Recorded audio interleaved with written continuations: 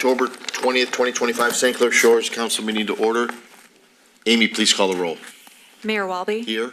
Councilmember Burgess. Here. Councilmember Karen. Here. Councilmember Rebello. Here. Councilmember Rusi. Here. Councilmember Vitale. Here. A quorum is present. Move to excuse Councilman Frederick. Support. Moved by Mr. Karen, supported by Ms. Burgess to excuse Councilman Frederick. All in favor? Aye. All opposed. Please rise for the pledge. Pledge allegiance to the flag of the United States of America and to the republic for which it stands, one nation, under God, indivisible, with liberty and justice for all.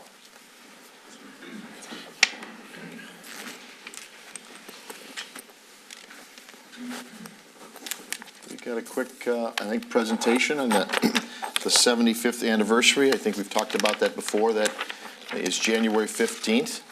1951 was the date the city became a city. We're going to have many events. We're going to start it out with a jubilee on January 17th over at Barrister Gardens. So that's a Saturday. It's 2 days later, but the 15th again was on a Thursday. And so, do we have a video? Oh, we don't have the video. I thought we were going to have a video, but okay.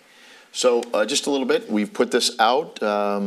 People are already buying tickets. There is a limited amount of tickets, although we're anticipating that we'll have hundreds there at Barrister Gardens to highlight it. Again, it is January 17th at Barrister Gardens. It is $100.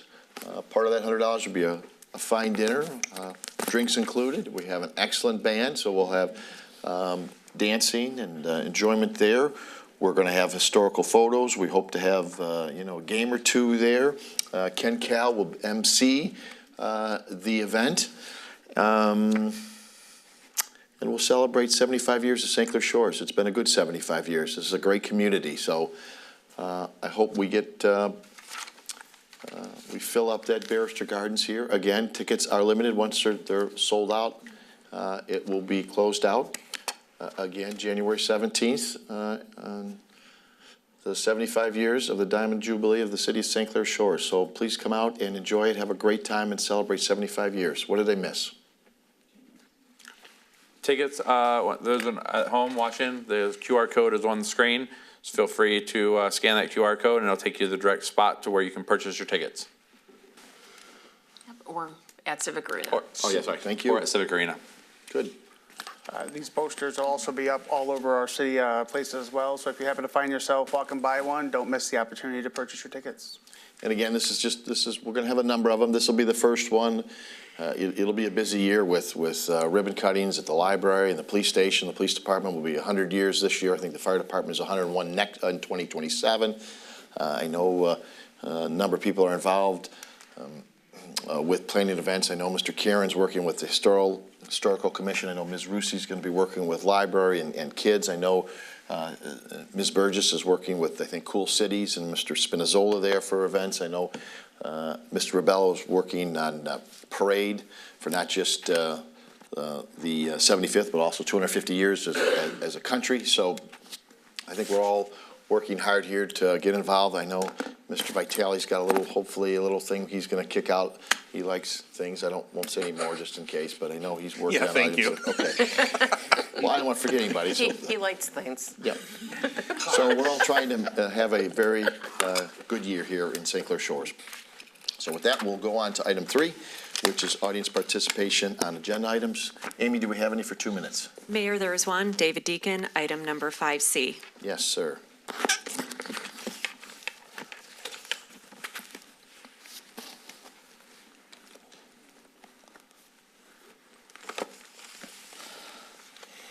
The reason I wanted to come tonight was to speak on item 5C.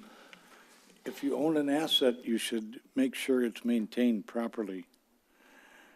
The only problem I have is really two. One, a contingency of 10%. I would be in favor of the proposal and the bid without the 10%. Now, Mr. Rebello and I spoke a couple of weeks ago, and he said that he didn't think it was appropriate for the citizens to pay for something that they don't use. And of course, I'm of the same vent, but it is what it is. I do have an alternative suggestion. You're sitting on an asset that's worth $10 million. And if you sold it, instead of having to spend $500 to $1 million a year in maintenance costs, you could reverse that, invest the 10 million, instead of having an outlay of $1 million or so, you'd have income of over $1 million. So, you know, in essence, it would be $2 million back in your pocket. That's a suggestion. I think it should be considered at some point. It's a valuable asset, and as a businessman, if you have an asset that isn't producing income, and it's a drain on your expenses, you sell it. That's simple. So that's my suggestion. Thank you for your time. Thank you.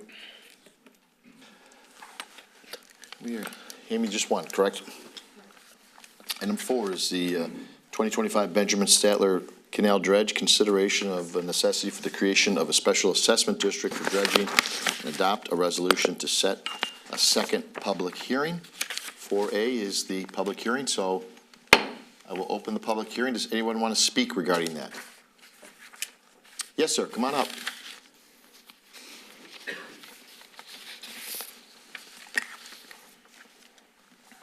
Your name and the city you reside in would be great, thank you. Derek Skippy Thomas, 22458 Statler. Yes. We got 2 minutes, is that what it is? Yes, sir. Okay, I disagree with the. No, you have longer than 2 minutes. That was the previous. This is a public hearing. You have longer than 2 minutes. Oh, okay, well, I'm not gonna take too much. Okay, sorry. I just wanted to correct that. Numerous times I have contacted the person that was so-called in charge of this dredge. I haven't gotten any response with regard to what I was asking for. The dredge that's supposed to happen is, my opinion, I'm a scuba instructor, underwater salvage diver. I've got my own underwater salvage business. I've never been consulted about this. And with my experience, I think I would be very well an asset to this. The dredge that they're talking about, they want to do the wall as well as a dredge. The projected water levels for the coming year are even below what they are. So with them taking the 2,500 cubic foot, it's not going to do anything. They're putting more into the seawall than they are trying to do the dredge. And I just totally disagree with it. I was back at the September meeting, and I disagreed with it back then, too. All right. Thank you. Not saying that I'm not with the dredge, but the scope of work that they're doing, I don't agree with what the scope. Understood. Okay, thank you. Anyone else before I close the public hearing? Anyone else before I close the? Okay. Your name and the city you reside in, please. Good evening. My name's Scott Flood. I live at 22498 Statler. Been a resident of St. Clair Shores since 1972. My parents bought the house in St. Clair Shores on Statler. I was lucky enough to rebuild a house on Statler, so longtime resident. Mark Odorek, 22489 Benjamin, on the canal. I just wanted to say it takes over a year of paperwork to get to this point, so I appreciate everything that everybody's done. We've got like 9 neighbors. Mark, move that mic just to you so that, there you go, thank you. 9 neighbors that really kicked in to help. Wes, Jerry, Dan, Al, Jake, Scott, and Tim and Gary. So thanks, neighbors. And some city people, Abby, Amy, Vicky, and Veronica were very helpful. And the project, like Skippy just said, is to dredge 2,500 cubic yards and to replace 150 feet of jetty seawall. It's a jetty that sticks out into the lake like a seawall, prevents the sand from the lake from washing into the canal. The seawall looks like Swiss cheese right now. There's all kind of holes in the jetty. There's sand coming into the canal. It's a pretty dire situation. The canal is filling in pretty quick now. And It's to the point where it's less than 2 feet deep in most areas, and we're worried about the barge not even being able to get in to do the dredging. So it's very important that we get this to happen. And I do have support of over 3/4 of the residents that have signed the petition and have over half the money. I went to the city to deposit it today, but they wouldn't let me do it until you guys pass this, so. Correct. So I have that, and over 70% of the residents have given money, so they feel pretty strongly. And I am aware of a few dissenters, and everybody's got their reasons. No, I was just gonna say, Mark's done a great job. You can not only, you can't satisfy everybody in every issue. Some of the information that was required was, asked for was information that was, sample testing, stuff that Eagle would do, things that we wouldn't really have anything to do with. Everybody that I've talked to on the street, being, again, on Statler, and Mark represents Benjamin, everybody's positive, everybody's in for it. We'd like to do more, but, cost is cost, right? So this is what's reasonable and what we can get done, and it's important scope to be done. And right now, I can't get my boat in the canal. I'm over summer storage at Miller Marina, and I'm taking up for winter storage up in Algonac Harbor Club. So, and the cost that I'll spend just in 1 year far out exceeds this dredge cost. So I'm all for it, and all the neighbors are as well. Not all, more than 2/3, how's that? Thank you. Thank you, guys. Thank you. Anyone else before I close the public hearing? Do I have time to say one more thing? Nope, we're good, thank you.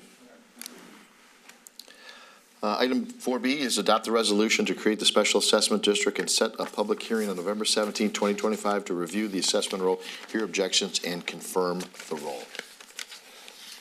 Mr. Vitale? If I'm correct, we're not involved with determining the scope of the work. No. Or anything like that. We are just essentially verifying that these are legitimate signatures and. They meet the criteria. You don't have any say over what's being done in the project. Correct. That was the same question. Ms. Rusi? Thank you. We have 2 copies of the petition, one from September, one labeled update from October. Could Dustin or somebody talk a little bit about the process to get here and why there were 2 petitions that I assume were both circulated? Yes. So the original petition was for the same cost, the $255,000, but it did include the settlement testing, the permits, the special assessment fee, the dredging disposal of the sediment, and then also the contingency cost. The new updated schedule is the cost to install the 150 feet jetty seawall went up, the contingency cost went down. However, the overall total cost of the project, the $255,000, did not change. It remained the same. We don't, in our ordinance, have any requirement for how much contingency they want to put. As Councilman Vitale had just mentioned, we're not involved in Right, that's the between the detailed work. contractor and the Correct. people in the district being contracted with. Same thing with the choosing of the contractor. That is something that their board and their HOA or their association will choose. What the contractor is, they will notify us. Their requirement per the ordinance is, though, to have the 2/3 signatures. They did get the 2/3 signatures on the updated schedule, and we have verified and checked all signatures, as Councilman Vitale also mentioned.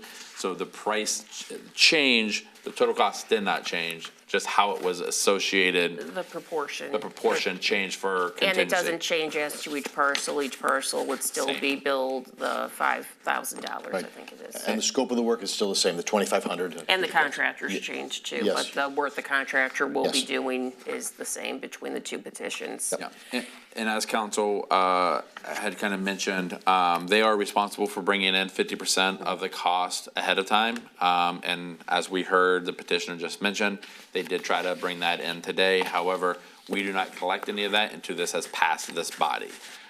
So once that is taken care of, then they will deposit their 50% requirement. And we don't determine, like, everybody has to pay 50%. Some will actually pay more than 50% right up front or pay the entire thing, while others might finance and put on their assessment roll the entire process. That's once again determined by them. Okay, and if I read the memos correctly, the September petition, which is the first one with the previous contractor and the higher contingency, of the 51 parcels in the benefit district, 39 signed in favor. Nobody signed not in favor, not saying that they're for it, but they signed not in favor. 12 not voting, which equals 76.5 in favor. And in the October one, they actually picked up a couple petitions in favor with 41 signed in favor, nobody invalid, nobody not voting. Well, 10 not, nobody voting no, 10 not voting. So that actually works out to be 80.4%. So between the two petitions, they actually picked up a couple of votes in favor compared to the September, the earlier version of the petition. That is correct. Okay, and what would the November, in the motion, it's also to set a public hearing for November. What would that entail? So I will pass that over to the clerk, and I know Abby's not here, but I'm sure Amy can answer. So in the November 17th meeting, that'll open the floor again for a public hearing for any objections, and then from there, they'll assess the roll, and it'll go on for the assessor to assess their taxes. Okay, thank you. Mr. Rebello. I can tell you that, obviously, that your canal is like in peril, okay? And I have been in your canal this summer and I had to get back out, and I didn't think I was gonna get out. I know another fella down there who's at the end. His name is Dave. Talking a little bit to Mark today. He had the same issues. And I would agree that that wall that's blocking, it's Swiss cheese. I don't even know why it's still standing somehow. So I just wanted to add that. Mr. Karen? Yeah, I actually just want to clarify the purpose for the public hearing in November is that people have an individual objection to their assessment, right? And I think we've run into that case in the past where they're being assessed like per foot of property along the canal that they may have objected, or we had one case where they weren't really using the seawall for like businesses and they were objecting. But in this case, since it's a lump sum, it's basically one price for every household or every parcel, correct? Yep. Yes. And that would be the purpose of the November one, is specifically on their individual assessment, not the overall project or creating the special assessment district. Mr. Vitale? Just one further point, because I was a little curious about that. The one price for all versus per foot price is determined by their charter. I would assume their HOA body? They may not have an HOA, it's determined by the Or- HOA. Okay, because we do sometimes see it the other way. Sure we do. We've seen it multiple ways But over the I'm years. assuming they have a legal body here that makes that determination, how they're gonna assess. That they've made that determination. Okay, well, I haven't heard anything to counter that, so. Mr. Reed? Case law in Michigan indicates that there does not need to be one particular way to allocate the payments. It can be, as long as it's fair and equitable, it can be parcels that are adjacent to it. It could be lineal feet and allocated in that fashion. Normally, it's per parcel. This ordinance talks about per parcel, so there may be, there in the past, I think we've had somebody that says, well, look, I'm only 1 foot on it. Should I pay the whole amount? But even in that situation, case law in Michigan has indicated that is lawful. Ms. Burgess? I'm going to recommend the approval of the motion to approve the resolution to create the special assessment district for the 2025 Benjamin Statler Canal District and to set a public hearing on November 17th to review the assessment roll, hear objections, and confirm the roll. Support. Moved by Ms. Burgess, supported by Mr. Karen. All in favor? Aye. All opposed? 6-0. Thank you. Forward.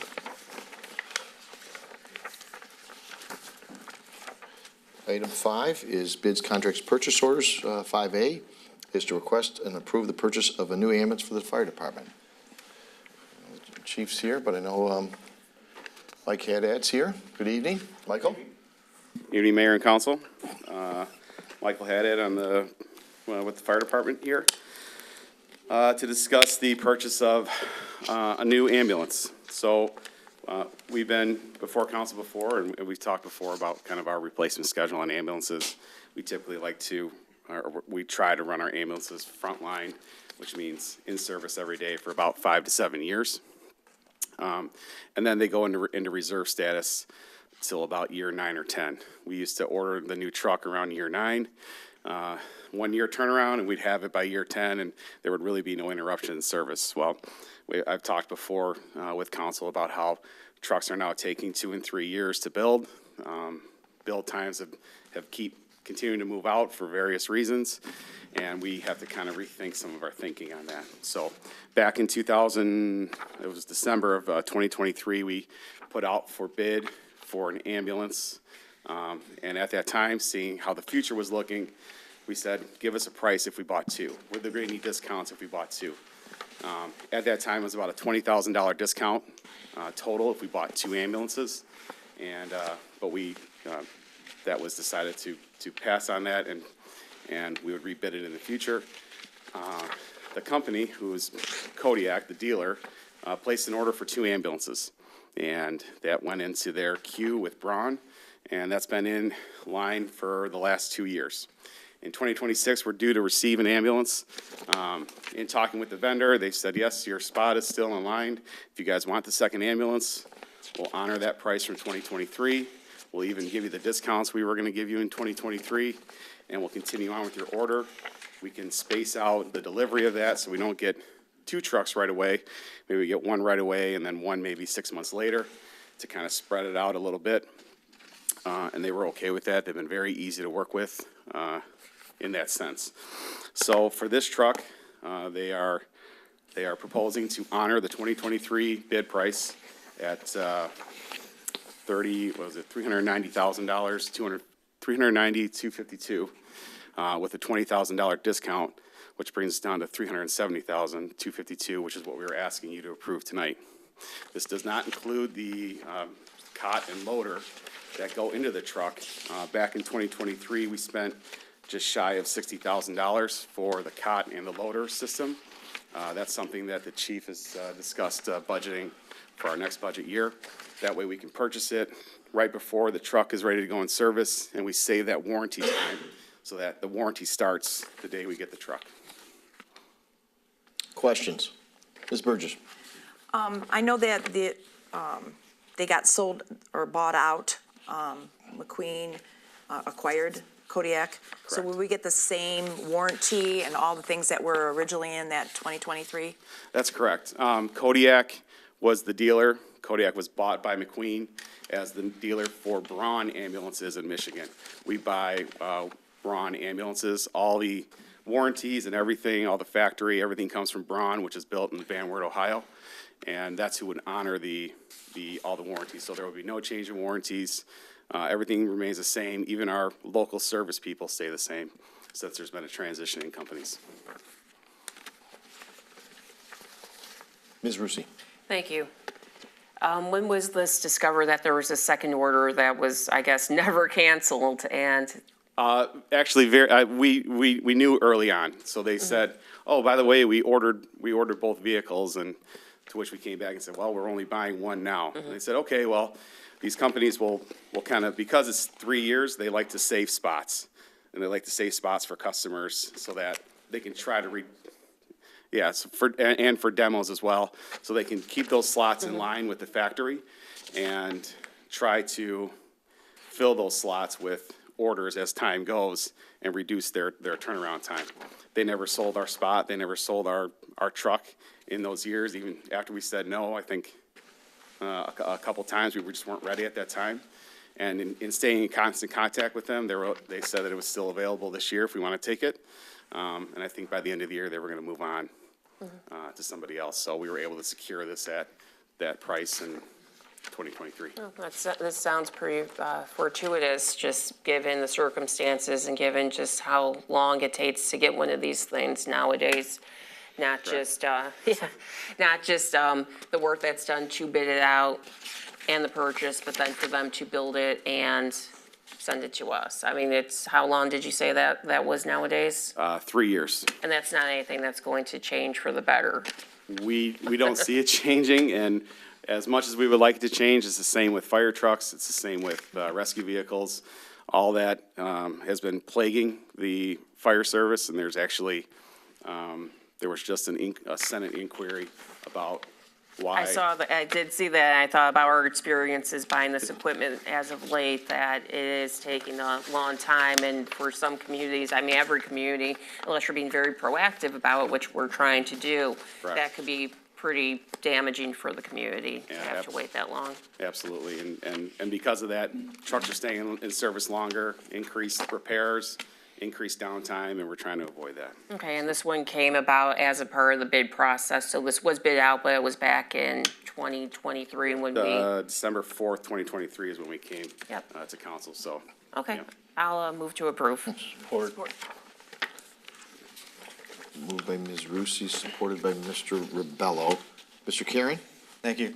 Yeah, I think we're fortunate that they kind of kept us spot in line, you know, in terms of the delays that keep continuing, in terms of getting new ambulance in. So, so we don't have another one between now and September 26th. September 26th is our next one that we've already approved, right? Correct. Okay. So this other one would come in 6 months later, so it is good we're spacing them out. From a budget standpoint, we would need to add those to, well, we're probably carrying over, and Chief, you can work this out with John. We're probably carrying over the one we already had approved. There'll be a carryover expense, and this new one will go into the fiscal year 27 budget out of motor pool. And then work with John to make sure we understand how that changes the calculations, having two ambulances within the same fiscal year coming out of that fund, and make sure there's enough money in that fund to pay for those for that. Not this budget year, but it'll be the next budget year. We'll have to worry about that. Mr. Lent? Yep, so at our current budget cycle, we did put in 425 for an ambulance to be purchased this year. Obviously, they are not forcing us to prepay for that. Okay. So, we will just carry that forward. Okay, So it is perfect. already assigned in there. We are fortunate, like you said, it's gonna be cheaper than the 425 we had in there. So I'd already talked to Jamie, we'll probably carry all the 425 over to be able to be ready to buy the equipment as well, so the power cot. So we'll have that. And as council was well aware, we know this is very fortunate because, you know, we did just have to borrow a ambulance, from New Baltimore just recently when we had a few of them down. So this could not come at a better time that we got fortunate. Where did we get So on that point, at South Station, there's the ambulance that's parked in the adjacent lot. It looks like it's always on a battery saver. That's our rescue truck. That's the rescue truck? That Okay. we're currently, actually have a meeting tomorrow to discuss it with the builder on the delivery of the new rescue truck. Oh, okay, all right. Mr. Rebello? We got it from New Baltimore? Our ambulance? Harrison Township. I'm sorry. Yeah, Harrison Township, yeah. okay. closer. New Baltimore's pretty far. All We right. just shot next door and borrowed theirs. And these are, we basically, we already ordered this ambulance, we're just getting it quicker and cheaper? Yeah, it's to all of our specifications. Okay. Everything is what we spec'd out in 2023. It's just, we're getting it even cheaper than the last truck was $390,000, so we're getting that. We're gonna be able to recoup that discount this time. Okay, and these ambulances, you look like they're gonna just get more expensive and more expensive yeah. as we go. We just Okay. talked about that. When I started doing ambulances, we thought $200,000 was a lot of money for an ambulance. And that is, we've eclipsed that. And Okay. it's, the increase in pricing since, and we could go for a while talking about why prices have gone up, but, since COVID, we've just seen, everything rocket up for police or fire, apparatus. Mr. Vitale? Yeah, 370 used to buy a fire truck, not just an ambulance. But, Jeez. one question is just, it doesn't spell out in here exactly what we're receiving, but I'm gonna assume it's also going to be a Ford F-550 4x4 gas? Correct. Because I see our fleet, as we go down or up in age, becomes 4x2 and diesel. Correct. So we've obviously made a decision. We made that change in 2021 with the purchase of that truck, 2021, to go to gas and four-wheel drive moving forward. We have two vehicles that have been running gas engines, and they've been very reliable. Talking with Dearborn, who's moving their entire fleet to gas, they've been very happy with that. move, and so it also saves us money versus buying a diesel truck. Yeah, with a lot of the new emission standards, diesels aren't what they used to be. Right, we're not buying DEF Unfortunately. fluid and trying to fight that battle. Yeah, I do understand that. That's why I asked, so maybe next time around, just make sure it's spelled out what the chassis is. Correct, yeah, it's everything that was in the spec originally. You know, and, you know, I see as much downtime for staffing issues a lot of times as I do mechanical issues, so I'm hoping we can address that at some point in the future, too. That would be great. Moved by Okay. Ms. Rusi, supported by Mr. Rebello, to award the purchase of McQueen in the amount of $370,252.81 for the new ambulance. All in favor? Aye. Opposed? Thank you very much. Michael, 6-0. Go Lions. Yes. 7-0 right now. 5B is request to approve the Clair pump station and storm discharge repair. So in your guys' packet today, we had a sinkhole that was occurring along Loch St. Clair by the boat ramp. Jason Harms was able to kind of saw that. We brought over our DPW, kind of uncovered the area, and our pipe had completely disintegrated. So it kind of put us in a unique situation. We did contact Fishbeck because we were doing a similar project currently down at Blossom Heath, utilizing that seawall and a kind of a collapse in a pipe there. Very similar work. This pipe that is there, if council remembers, approximately 3 to 4 years ago, we received kind of an EGLE requirement that we could no longer take our pool water and discharge it out. That pipe was there for that purpose, as well as it did all the storm drains from the parking lot at the Civic Arena and the parking lot at the pool, and also along the pool deck and the pool building and all that. So all the drainage goes there. Talking to Brian, talking to Fishbeck, it looks like that chlorine probably helped eat away at that pipe, which helped it disintegrate. So we're at the point now where putting the exact same thing back is not necessarily needed, due to the fact that we're no longer allowed to take the water from the pool and discharge it out there anyway. So we want to take the time and the due diligence to actually design it for what is actually being utilized for. The problem is if we take the time to actually design it and figure out what we need, by the time we're able to bid it out, boating season has already started. The being able to cofferdam the boat ramp there and to be able to do the dredge or be able to get to the seawall and do the repairs will be during the middle of boating season, and we technically wouldn't be able to get an EGLE permit. So the request that we're bringing in front of you today is to actually only do the repair at the seawall. So to do the exact same similar project that we are doing at Blossom Heath, we will cofferdam right there by the boat ramp. We will uncover where the seawall is. We will put a new 30-inch pipe through the seawall, and then we will cap it. And then we will have Fishbeck design what we will then connect to that seawall, and we'll put a temporary sidewalk in at the time. We'll fill it with crushed rock at the time just to fill it in so there's no tripping hazard. Fishbeck then will be able to do the design and the engineering, and then we'll actually bid that project out.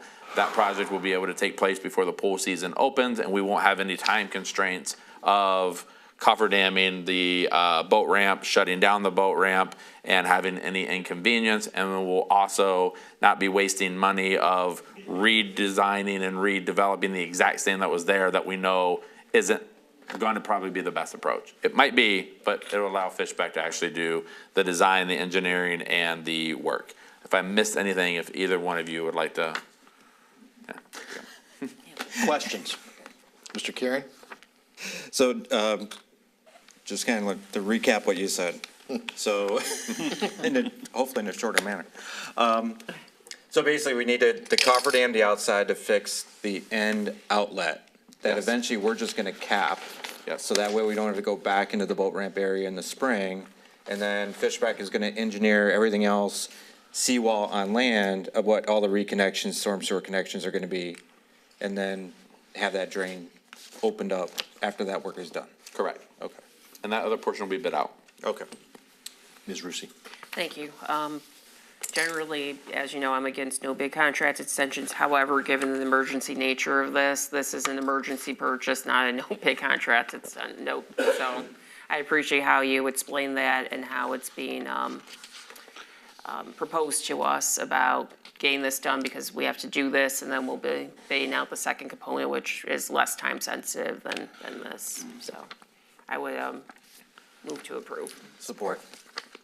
Moved by Ms. Rusi, supported by Ms. Burgess. Other questions? All in favor? Aye. All opposed? Thank you.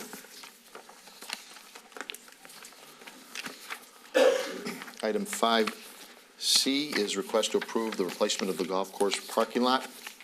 As Mr. Spinizzola and Mr. Crippen come up here, just a little context, I guess, and maybe why it's here.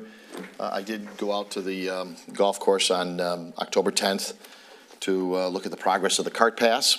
At that point, they were doing hole 1, 2, and 3.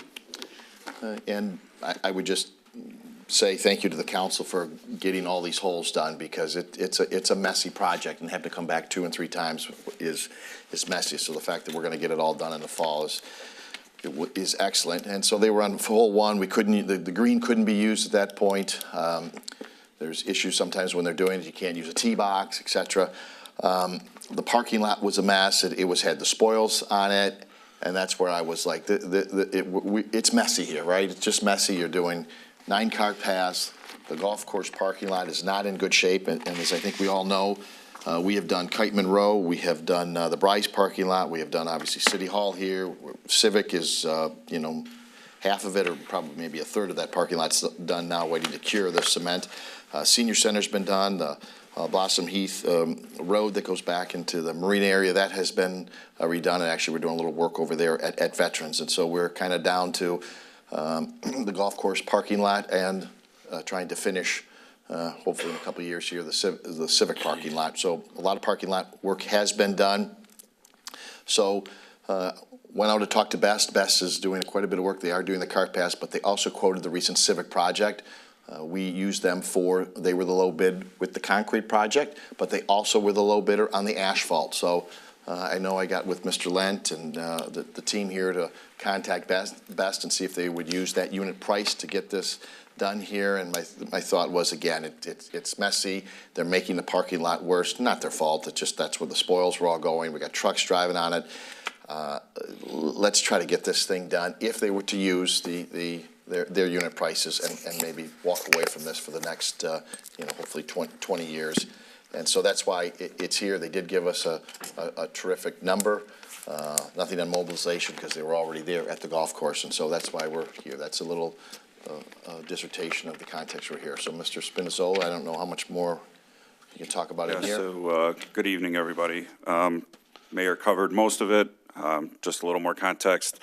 The lot is, we believe, 50 years old. We don't think there's been any sort of major work done on it other than maybe some crack sealing a few times.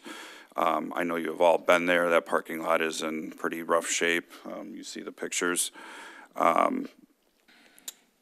Really, I mean, the other thing too is, outside of golf, we do have a restaurant there, so they are a tenant.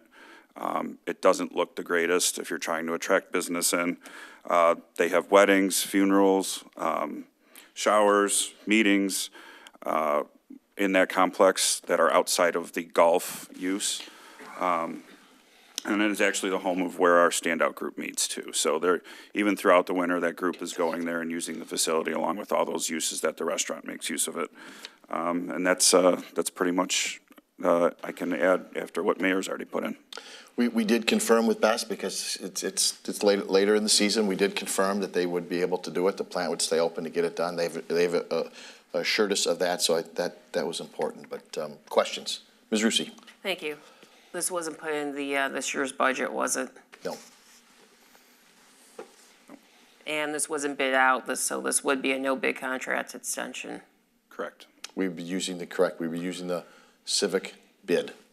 And it's fine, we just did this for the golf cart paths with a no bid contract extension as something to do more of something that was, or at least it was an extension versus what we had put in the budget to, right?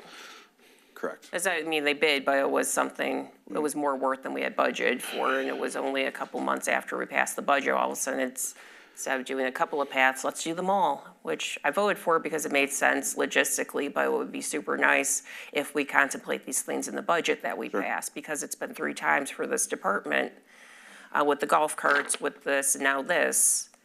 It's really hard when you pass a budget thinking it's going to be a certain amount, and then throughout the budget year, yes, emergencies come up and things, but they're handled this way.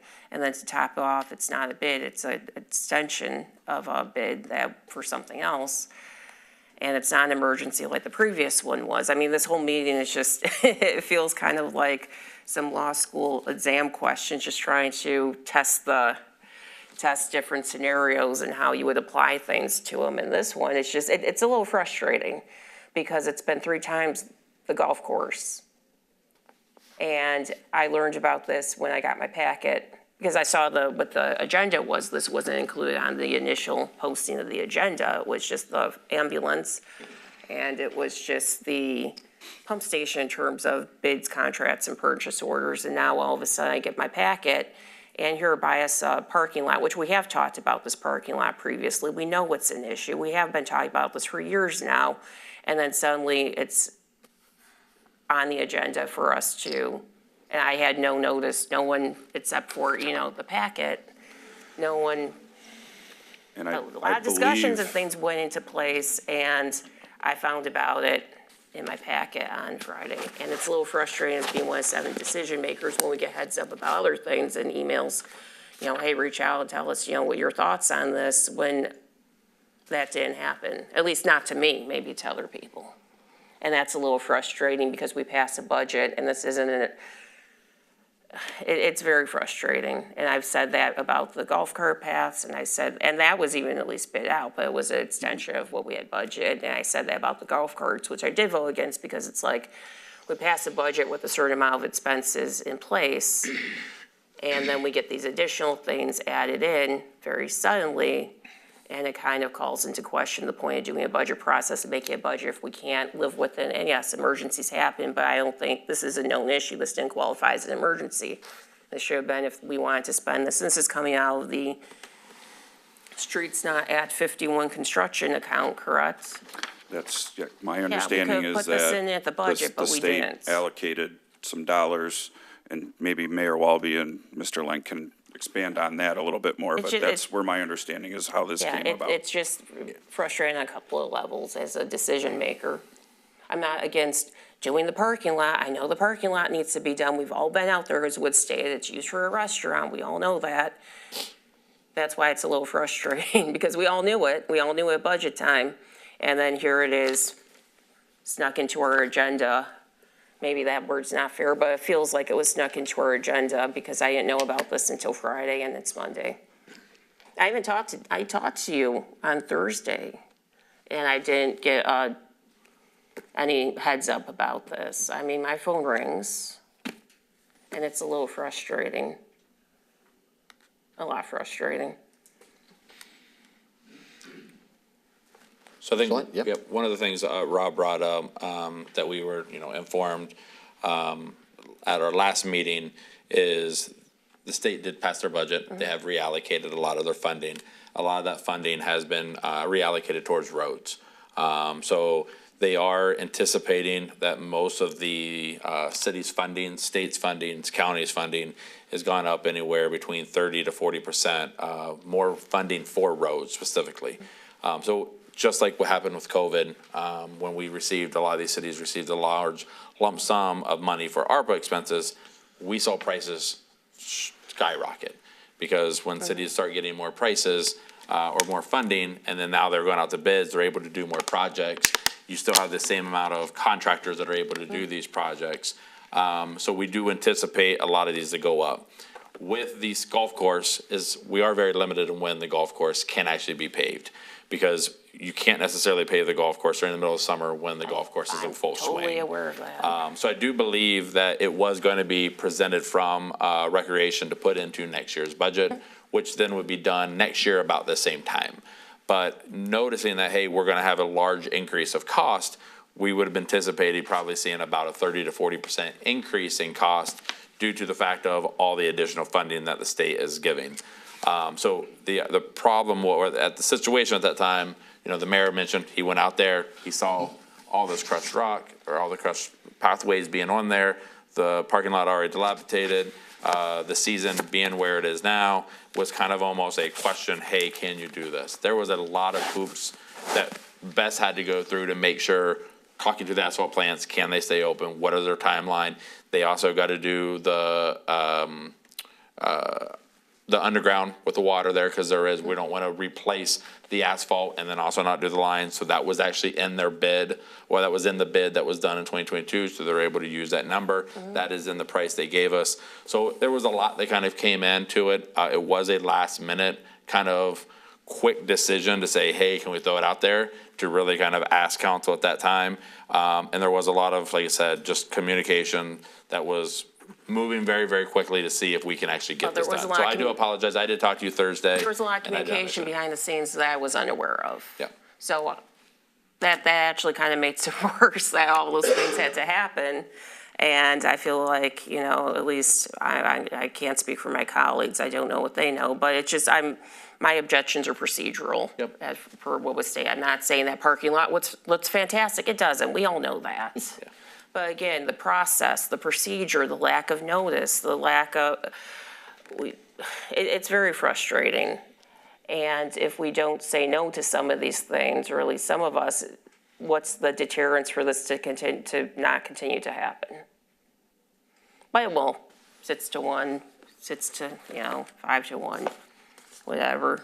But it's frustrating as a decision maker. So again, it's it's even more frustrating because it continues to be the golf course. And I don't know, Rob, you're getting put in this position. Which I put him in.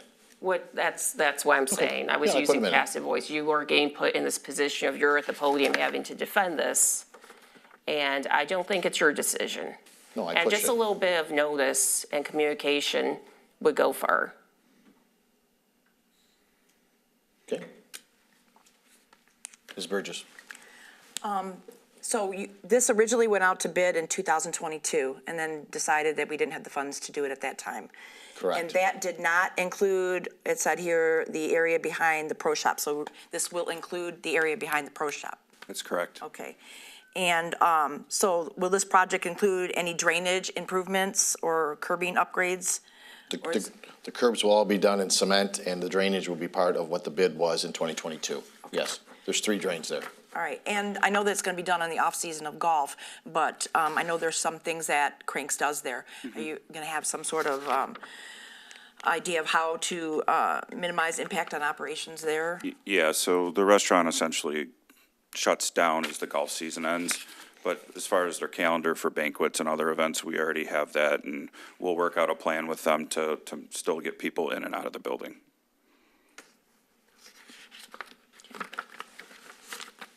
Mr. Karen? Thank you. Yeah, I know this came together fairly quickly. I know some of my concerns, that, we did have it all engineered back in 2022 in that. So it wasn't like, this isn't like, hey, we just got this price and we're throwing asphalt down. So it was engineered back then. So I think that's good. I'll also bring up in terms of the golf course itself. For many years, the golf course bailed out the rec revenue fund. We don't know how much, but we know it was, right? That a lot of the revenues from the golf course are really going paying bonds for the marina behind us and that. So give a little leeway on that, of that there were some long-term expenses that did get put out by the golf course back then. They're all kind of coming due now. Think you're running out of big expenses, right? We should be, yes. Yes. So, and I think this is a good business deal. It came together at the right time. We'll have minimal impact in terms of golfers being used.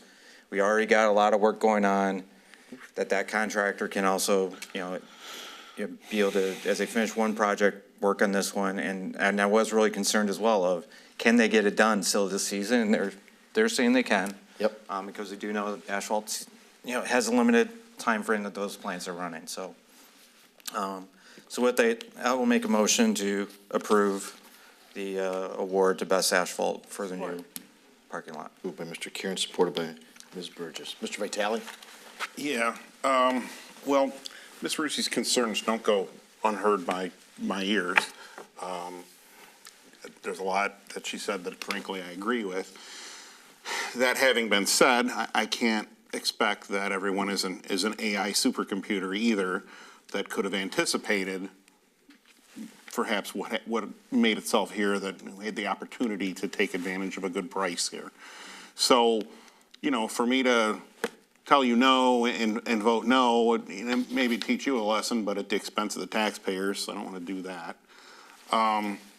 I also think it's unfair. There was a characterization made about the golf course being a money loser. Would you care to speak to that, Mr. Spinizzola?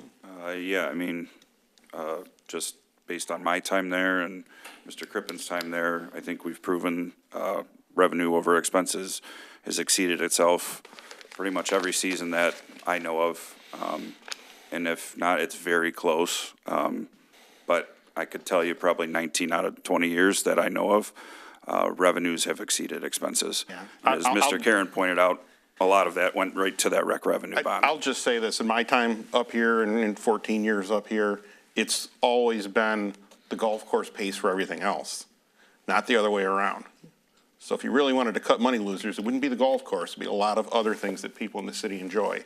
So, you know, not a golfer myself, although maybe I'd like to try to find time to learn, but I will say that a lot of people do use this resource in the city, and this resource pays for a lot of other resources that don't necessarily make money. So I thought that characterization was unfair. Thank you. And just a comment.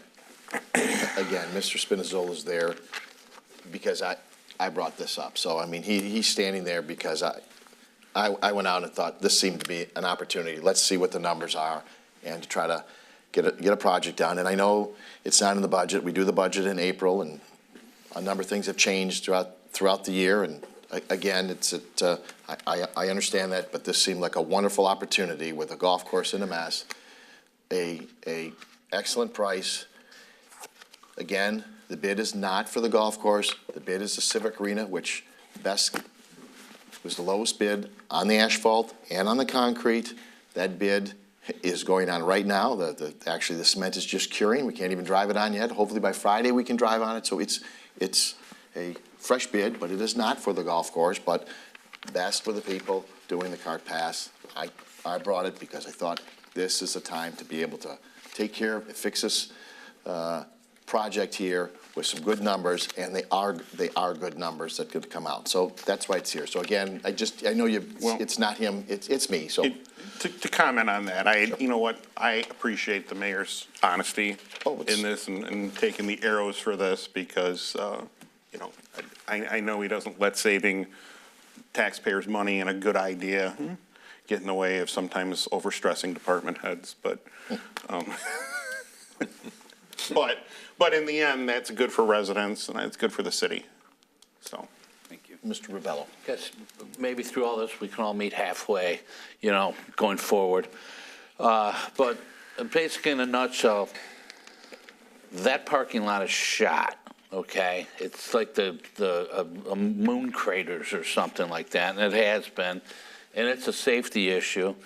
And if that was a residence parking lot or a business parking lot or somebody's cement, we would say something about it. That has gone, as you said, about 50 years. That's, to my knowledge, it's the original parking And you got the contractors on site, and if we do this in the future, it's going to cost the taxpayers more money. That's our anticipation. Yeah. Okay, so it's pretty much all said right there.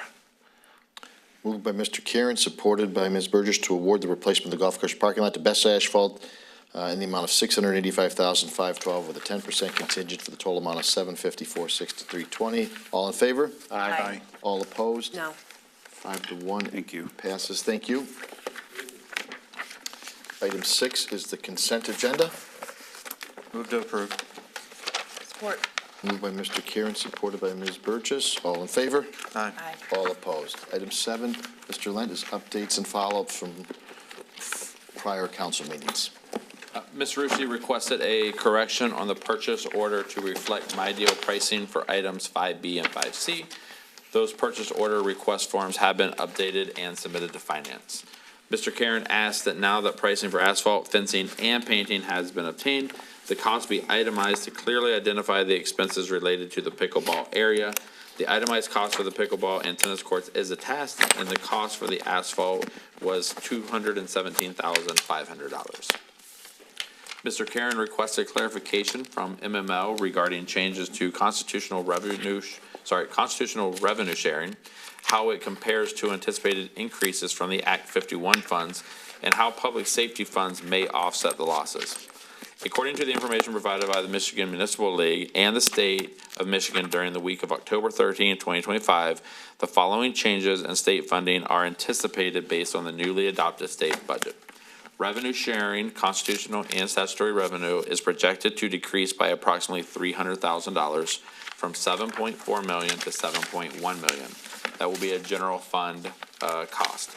Public safety revenue sharing, the city is expected to receive an estimated $96,000 in new public safety revenue sharing intended to support the efforts to combat violent crime. This amount was not included in our current budget, which will be a general fund cost. Road funding is based on the House Fiscal Agency's estimate referred by the MML. The city is projected to receive a 33.4% increase in road funding in 2026 for a total of approximately $9,516,400. According to the Michigan Department of Treasury, official revenue estimates will be released the week of October 20th, so we should be receiving those anytime so we can get some more concrete numbers. So I think this kind of wraps up. No pun intended. No. So, but we will make sure we keep council updated with these changes and when we get some more final numbers. Mr. Karen requested that the asset management plan for both sanitary and storm sewer system. The storm sewer and the sanitary asset management plans are currently being developed in coordination with the city engineer contractor using the existing data. These plans are not yet finalized and cannot be provided as a complete report. However, once the plans are completed, they will be presented to council, city council for review. Yeah. Mayor? Yep. Yes. So on that, I'm currently going through the Michigan Infrastructure Council Asset Management Champion Program. Okay. And that, so whenever, that's in draft and you guys want to review it with all the tutorials I've been sitting through, I'd be happy to do that with staff, and so we have a good plan going forward. Thank you. Thank you.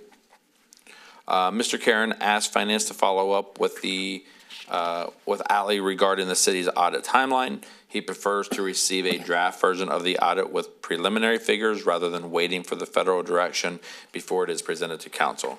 An email was sent to Ally Barnes from Yo and Yo to let her know about this concern.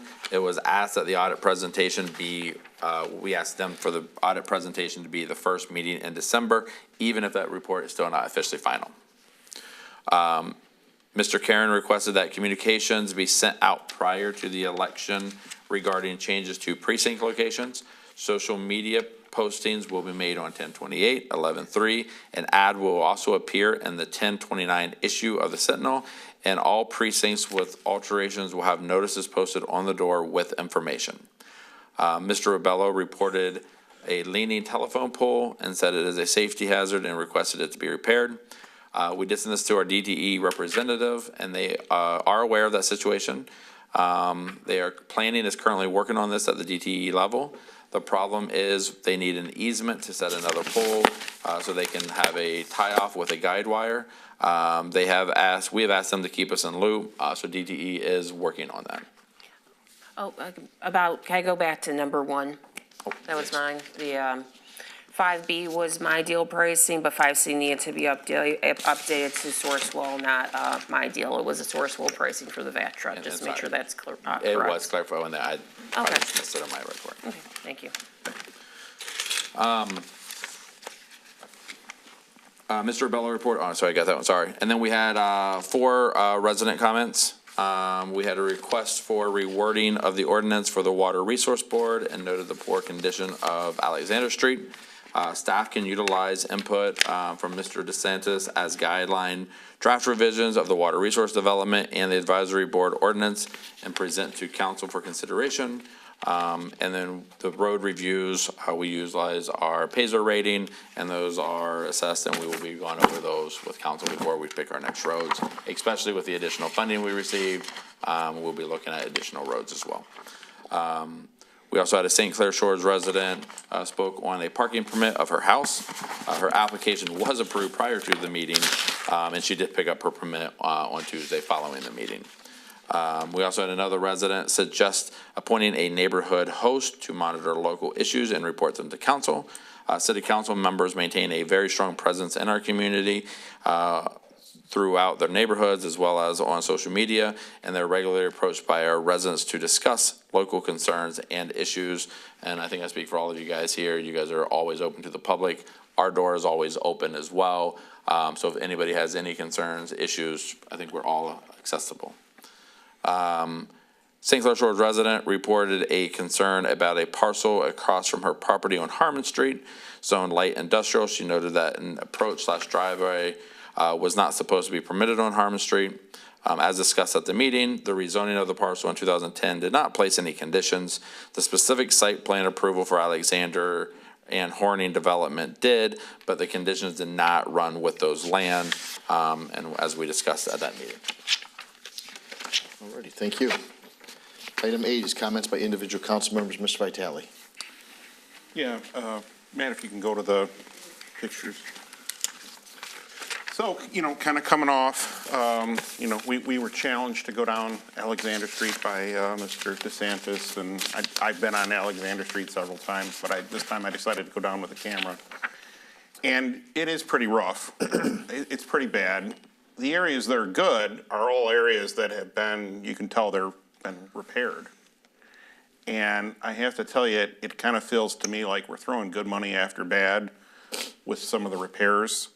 Because I think this road, as well as the Brookdale, I actually had business to be on Brookdale too, it's antiquated and it doesn't work.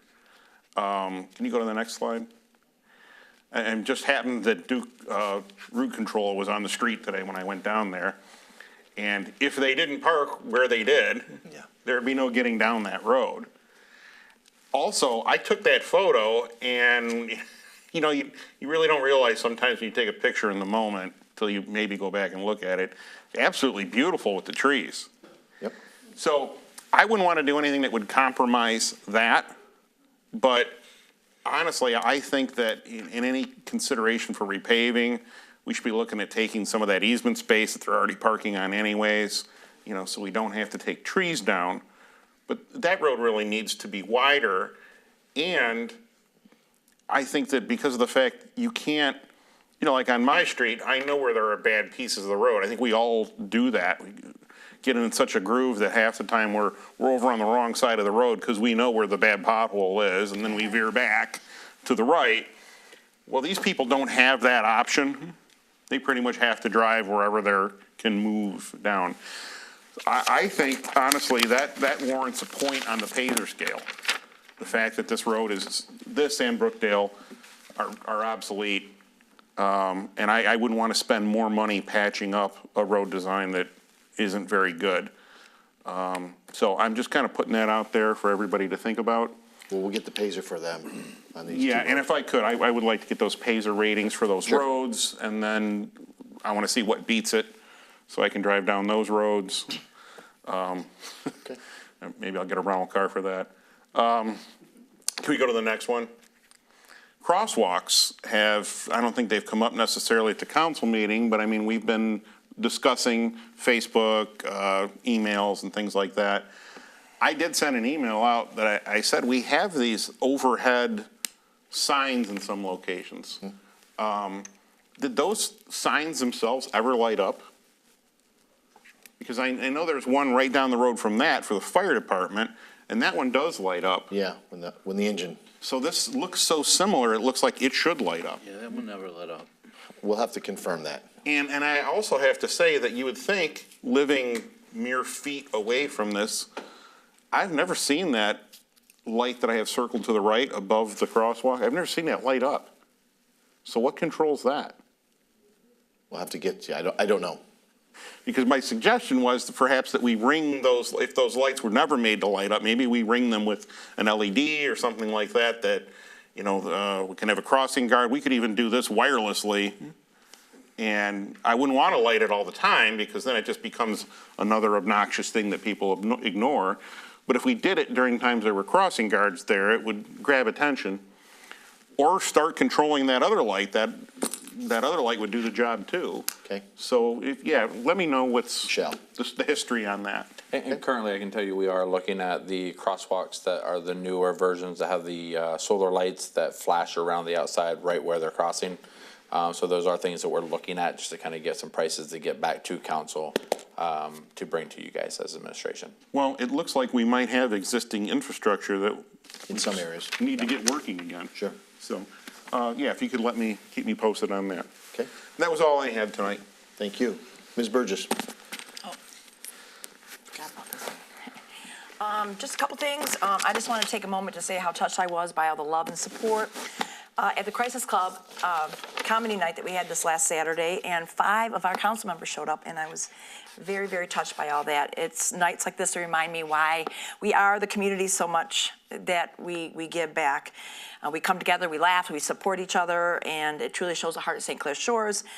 And with that, I want to take a moment to highlight a wonderful upcoming event that is another way of giving back, is the annual Angie's Annual Toys for Tots for Christmas Gala that supports the United States Marine Corps' Toys for Tots. It's going to be on Thursday, December 4th at Penna's of Sterling Heights from 5:30 to 11. Always a fun time, and dinner, raffle, all that. So you could always drop off toys if you can't go to the gala at Angie's Toy Chest, which is right here on Harper.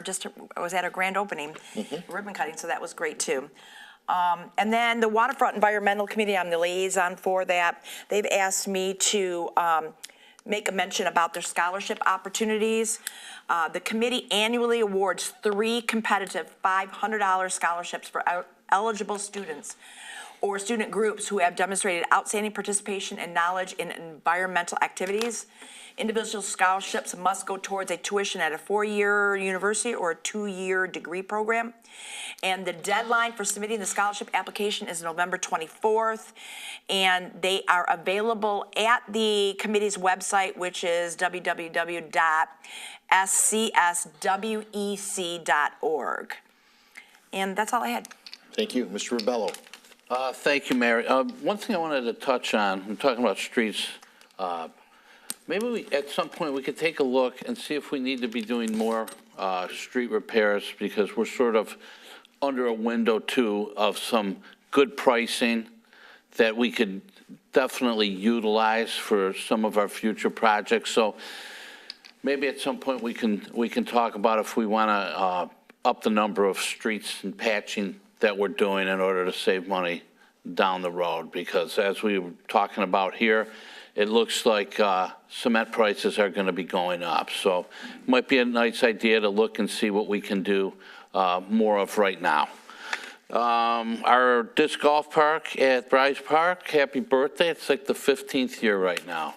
It's a well-used disc golf park, one of the better ones. Our social district is, our last one is coming up on Saturday. So that would conclude all 12 of them, right, Linda? Yep. And it's Paper Covers Rock. And Paper Covers Rock. So say goodbye to the social district at 2025. Been an incredible year. And always looking for members for the Snow Brigade. It's a volunteer snow brigade that helps seniors and elders. Contact me if you might be able to help out shoveling some snow. We try to keep it close. On Candace, I know you pretty much take care of North Rosedale Court, Yes. so thank you. You already signed up. My fiance. You got him to do it, so He thank you. helps. Looking for people. The program is only as strong as the volunteers we get, and we're getting plenty of them right now. So that's really all I have to say. We got an election coming up November 4th. Absentee ballots are already out, so do your homework, look at the candidates and look at the issues and see what you like. Thanks, Mayor. Thank you. Ms. Rusi. Okay, thank you. I was going to ask for updates on the pavement markings and improving crosswalk safety, but that was discussed. I know it's been a hot topic on social media, and I know there's a petition going around, so it would be nice if we can have some updates on that, make sure that's something we stay on top of. I think we all want the kids to be as safe as possible. Congratulations to Linda and the Grosse Pointe Crisis Club for a fun fundraiser, raising money to help individuals and families in crisis locally. That we just went to that this weekend. It was up at Lakeland, and it was a fun comedy evening and dinner. And finally, Halloween in the Park is coming up. Parks and Recreation, October 26, 2025, so Sunday. Up at VMP, Veterans Memorial Park, wristbands are $3, must be purchased in advance at the Parks and Rec office at Civic Arena. There's trick-or-treat vendors, apple cider, donuts, bounce houses, petting zoo, something called the Bubba Balloona Chick, which I'm sure the kids will enjoy her. Children 2 and under are free, 12 and under must be accompanied by an adult, and they have half-hour increments between 1 and 4 p.m. Wristbands will be sold per time increments, so the kids will be a little bit more spaced out than they have been in years past. They've done this for the past couple of years now, and it's been very successful in helping crowd management and helping to curtail some of the line that we otherwise would get as everyone arrives at the same time. John and I will be there, weather permitting, and it looks pretty good right now with probably, I don't even I got 71. I've John already is got them packaged 71, I have a little bit more than that. And my nephew will be there too, setting up some of his inflatables, so we will have what we call, I think, the biggest Halloween inflatable display in the state of Michigan for an event. I think John always qualifies it as for an event on a Sunday, but I don't think that needs qualification. By municipality. By further asterisks, by municipality, but I think it will be pretty good if the weather helps us, and it should, fingers crossed. So hope to see you out at the park on Sunday for some trick or treating and other Halloween fun presented by Parks and Rec. So that's it. Thank you. Thank you. Mr. Karen. Yes, it will be the largest Halloween inflatable display in the country on a Sunday at a municipal event, guaranteed. Those are all trademarked by me. Exactly. So yeah, definitely come out to the Halloween event on Sunday, get your tickets in advance. The staging of the times, I think goes back to 2020, we started doing that, and it's worked out great. You know, I remember doing them before then, you get the mad rush at 1 o'clock, and lines down the street, kids waiting to get in. Doing it by the appointment time works out so much better, so much more controlled, and much more enjoyable for the kids. And all the vendors expect how many kids to have, so there's always plenty of candy at the end. So definitely get your tickets at Parks and Rec before Sunday's big event. Also the day before that, downtown St. Clair Shores is a celebration being put on by the 9 Mac Merchants Association. Bring your kids to downtown between 12 and 3 Saturday. There'll be all sorts of events for the kids, trick-or-treating at all the different businesses.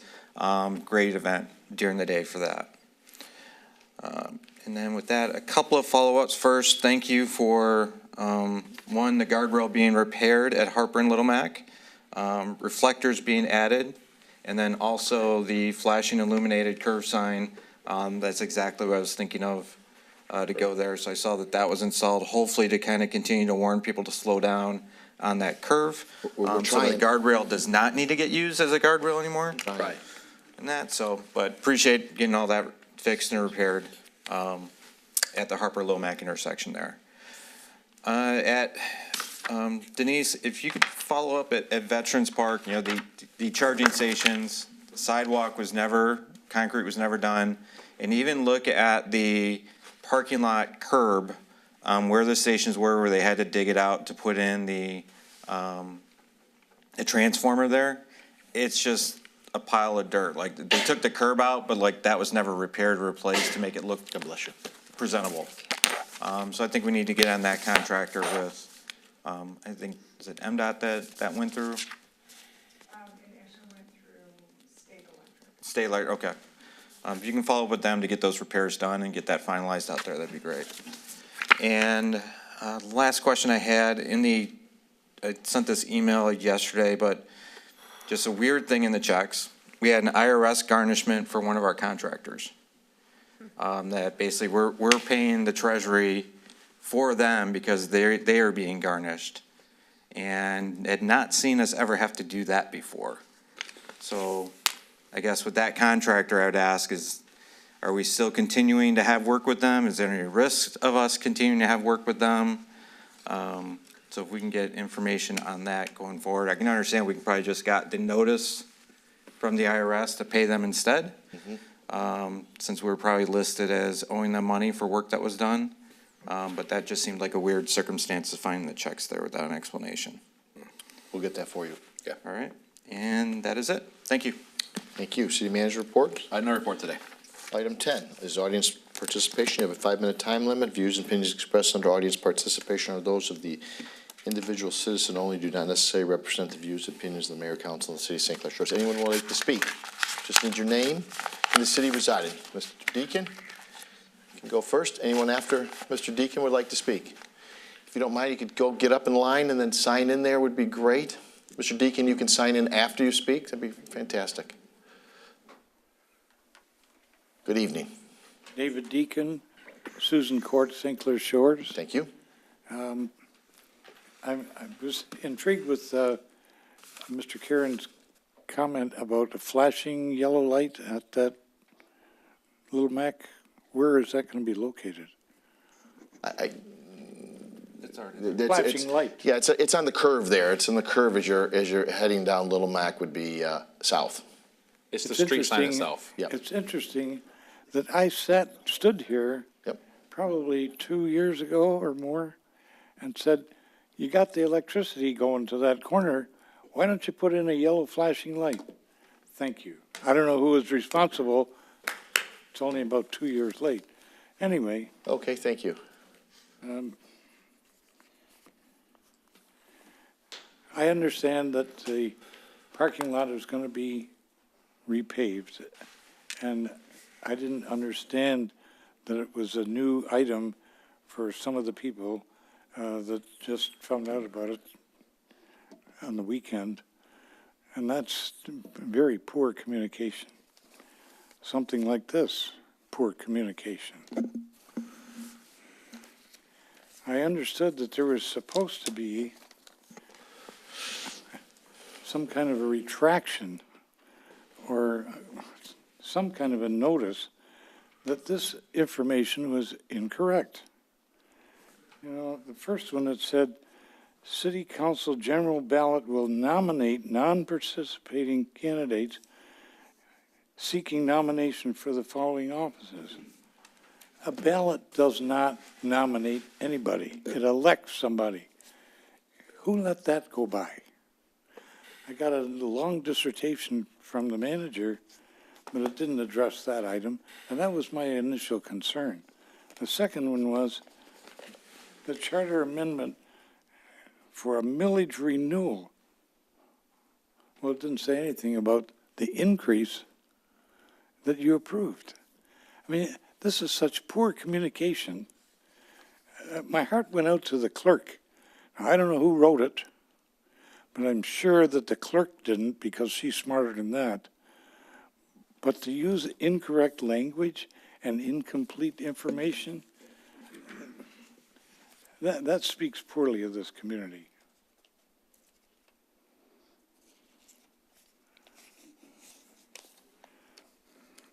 So was there going to be some kind of correction printed? I don't know. I was told that there was, but I haven't seen it yet. I don't know where it's going to end up, but it hasn't shown up at my house yet. Anyway, thank you for what you do, Council. I appreciate so many things that you wrestle with. And, you know, city management is a business. And I know that some of you take very considerable thought process into what you're doing, but some are rather cavalier. And I go back to what I've said many times. It's sad that you put want ahead of need. Thank you. Thank you. Yes, thank you. Sign in, Mr. Deacon. Thank you. Good evening. Good afternoon, everybody. Mayor, thank you for calling me. I appreciate it on the neighborhood host position. Also, I would like to thank best wishes to all the candidates running for your current seats and all the new candidates that are running. And then regarding the neighborhood host, I know, thank you, Mr. Lynn, for giving me a response on it, but I'm taking it a step further. For the past month and a half, I've been picking up litter in my neighborhood, which is 12 to 13 Mile Road, Harper to the edge of the shores. And on my walks, I do it once a day.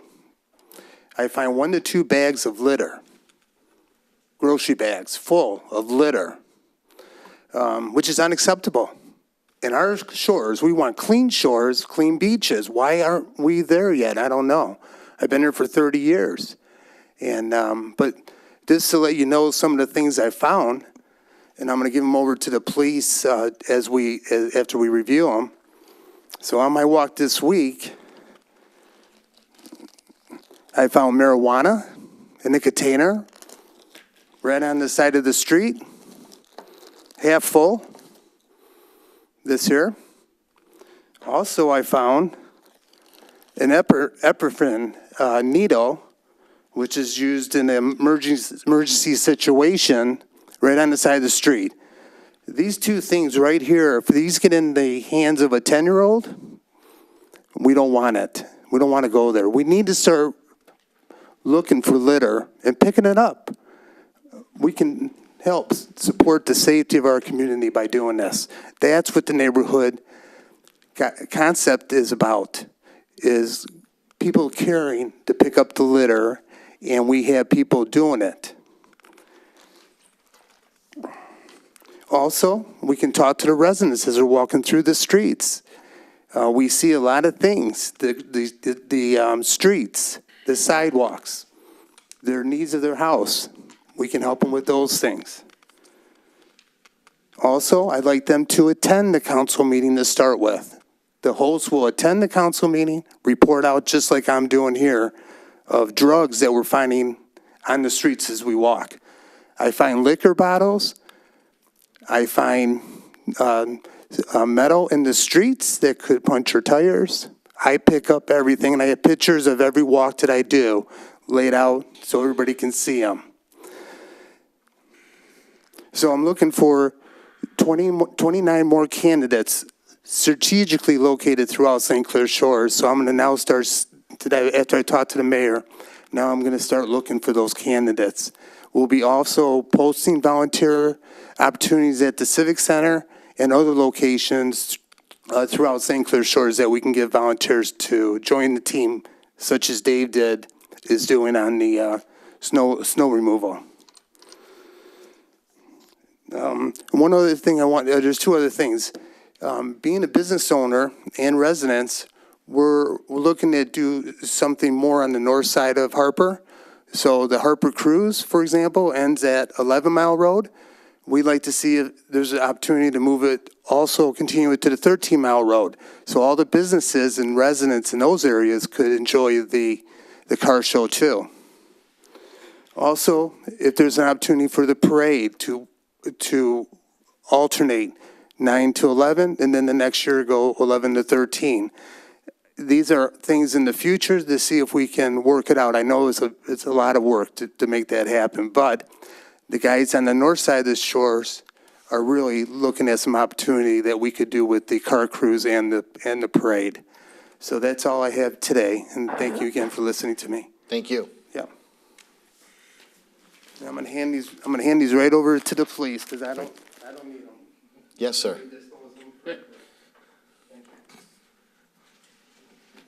Good evening. Evening. Good evening. My name is Jack Harkins, Trombley, St. Clair Shores. Once a Trombleyite, always a Trombleyite. I'm going to be the third person to talk about volunteerism. There's an organization in the county called Meals on Wheels. Their task is to provide nutrition and food for elderly folks. In the county, approximately 8,500 meals are delivered every week. So that's nice. Let's talk about St. Clair Shores. And St. Clair Shores, we deliver probably right at 235 meals a week. So here's the problem that Meals on Wheels has, is that they really need volunteers, more volunteers. So I'm sure there's at least 6,000, 7,000 viewers are going to watch this meeting. Right. And it'll give, I want them to think about the potential of being able to provide more meals for our seniors, because we're getting old. Pick up your pencil, wherever your camera is, pick up your pencil, write down this phone number, 586-783-0958. That's the volunteer line, if you'd like to volunteer. The cost of being a volunteer for Meals on Wheels is like an hour every other week. Okay. It's not that bad. Can you give the number again? Yes, I can. 586-783-0958. By the way, I am not a compensated representative. In St. Clair Shores, we have 2 pickup spots, one at Leisure Manor and one at St. Lucie Church. So that, you know, they're both on the south side, but at least there's an opportunity to perhaps, you know, request one of those. The drivers who deliver the meals have to go through a orientation up in Mount Clemens, like an hour or something like that, so it's not bad. But anyway, I wanted to bring that up because they're in trouble. I mean, they're not in trouble, but the more volunteers we have, the more seniors will benefit. I'll piggyback on David's plea for volunteerism. You can use this philosophy, Dave, when you're talking to folks. Too. Huh? I was a Trombleyite too. I know you are. I wish that the people who think, well, that's a problem for me to try to deliver meals, think of this. If I can, I should. That's all. Thank you. Thank you. Thank you for your service. We'll try to get that number out on social media and try to assist. Anyone else? Yes, ma'am.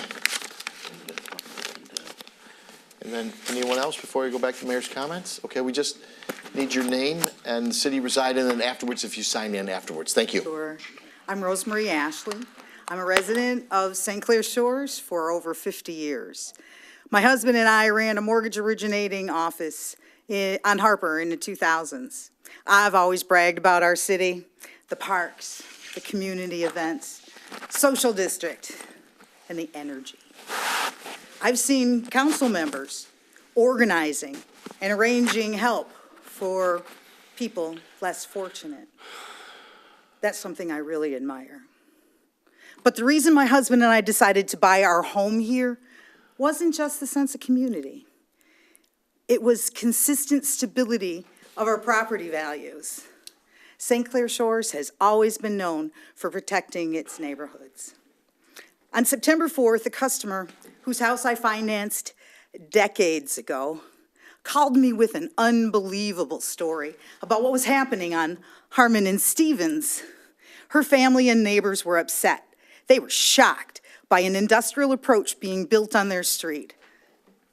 I told her, call city council. It's their job to represent your interests, the residents' interests. I told her I was confident you guys would help. I won't make that mistake again. Over the next few weeks, she and her neighbors gathered records, petitions, and signatures, trying to understand how this happened. At the rezoning meeting 15 years ago, residents were told there would be no approach to Harmon. They thought the condition applied to the zoning ordinance, not limited to one site plan. Since the residents were notified then, it was reasonable for them to expect they would be notified if anything changed. But this time, with a resolved objection on record, council approved a plan for an industrial approach on Harmon without notice. You know how frustrating that can be. To the mayor's credit, he stepped in and negotiated a less intrusive plan. But it's still an industrial approach. Too little, too late, without securing the agreement of residents affected. What surprised everyone even more was when was hearing the mayor say that the issue was resolved at the last council meeting. The Harmon residents stood up moments later and clearly said, this is not resolved. 2 days later, construction began. Got another phone call. As of this afternoon, she hasn't been contacted, although I'm guessing some of her neighbors have been approached. So the silence speaks volumes. We've since learned that St. Clair Shores is not required to notify us before approving plans for industrial construction on our streets. I don't think the residents should be expected to know zoning law, monitor the website, or keep up with projects that directly impact our homes, neighborhoods, and quality of life. We entrust you to know the mechanics, ask the right questions, and be our voice in decisions that affect our land and our lives. That's the foundation for self-governance. The city manager told me this project will not reduce values. I don't agree. Additional traffic is a given. Was there a professional impact study on the effect to residential home values? I acknowledge the mayor and the council who stepped in after the fact to limit some of the harm and avoid litigations. Good on you. But what happens if the residents decide to sue?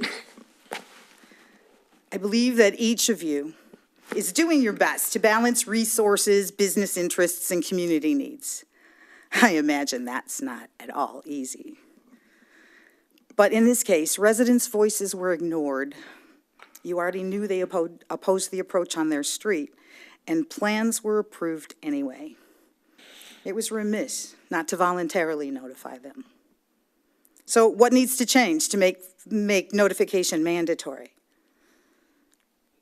I still love St. Clair Shores, but I see more clearly now how we operate when residents are vulnerable. This case reveals more than a contested approach on Harmon. It shows the contrast between what residents expect from leadership and what they get when it matters the most. I hope that when you're alone with your thoughts, you can listen to your heart and remember why you first decided to go into public service. Thank you. Thank you. Ma'am, if you just sign in, that'd be great. Anyone else? That, we'll go back to mayor's comments. I think Mr. Rebella must have forgot this, but it's the Stalls versus the Red Wings alumni. I know it's been, you've done this for a number of years. This will be Friday, November 14th, over at Civic Arena at 7:30. It's a $10 admission price. It supports our veterans. Again, it's Stalls versus Red Wings alumni, and I know Stalls have been doing this for years, correct, Mr. Rebello? Yeah.